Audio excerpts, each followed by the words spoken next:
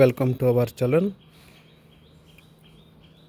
ಇವತ್ತಿನ ಒಂದು ವಿಡಿಯೋದಲ್ಲಿ ನಾವು ಕರ್ನಾಟಕ ವಿಶ್ವವಿದ್ಯಾಲಯ ಧಾರವಾಡ ಬಿಕಾಮ್ 3ನೇ ಸೆಮಿಸ್ಟರ್ನ ಬಿಸ್ನೆಸ್ ಸ್ಟ್ಯಾಟಿಸ್ಟಿಕ್ಸ್ 1 ವಿಷಯಕ್ಕೆ ಸಂಬಂಧಪಟ್ಟಂತೆ 3ನೇ unit diagrammatic and graphical representation ಯೂನಿಟ್ನಲ್ಲಿ ಇಂಪಾರ್ಟೆಂಟ್ ಆಸ್ಪೆಕ್ಟ್ ಯಾವುದು ಅನ್ನೋದನ್ನು ನೋಡೋಣ.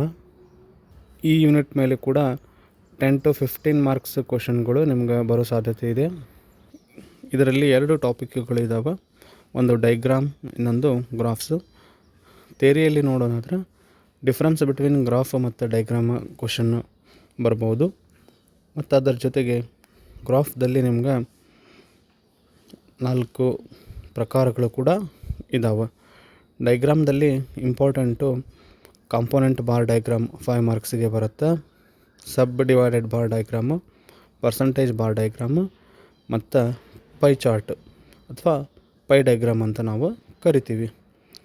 ಈ 4 ಡೈಗ್ರಾಮ್ದಲ್ಲಿ ಯಾವುದಾದ್ರೂ ಒಂದು ಡೈಗ್ರಾಮು ನಿಮ್ಗೆ ಎಕ್ಸಾಮ್ನಲ್ಲಿ ಬರುತ್ತೆ.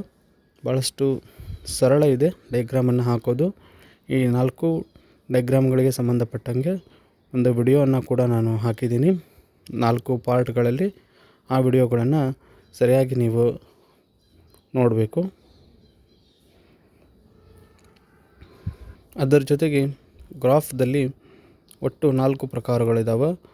ಅದರಲ್ಲಿ ಫಸ್ಟ್ ಒನ್ ಹಿಸ್ಟೋಗ್ರಾಮು, ಅದಾದಮೇಲೆ ಫ್ರೀಕ್ವೆನ್ಸಿ ಪಾಲಿಗೋನು, ಫ್ರೀಕ್ವೆನ್ಸಿ ಕರ್ವ್, ಓಸಿವ್ ಕರ್ವ್. ಇವು ಕೂಡ 4 ಗ್ರಾಫ್ಗಳು ಇಂಪಾರ್ಟೆಂಟು. ಇವುಗಳನ್ನು ಹಾಕೋದು ಕೂಡ ಸರಳ ಇದೆ.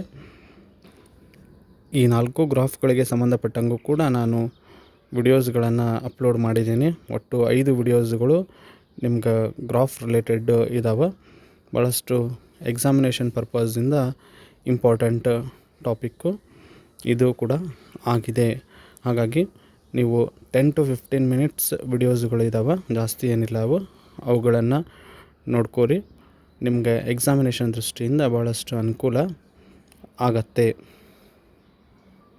ಇದೇ ರೀತಿಯ ಹೆಚ್ಚಿನ ವಿಡಿಯೋಸ್ಗಳಿಗಾಗಿ ಹಾಗೂ ಎಕ್ಸಾಮಿನೇಷನ್ನ ಇಂಪಾರ್ಟೆಂಟ್ ಆಸ್ಪೆಕ್ಟ್ಗಾಗಿ ಚಾನಲನ್ನು ಸಬ್ಸ್ಕ್ರೈಬ್ ಮಾಡಿ ಮತ್ತು ಶೇರ್ ಮಾಡಿ. Thank you.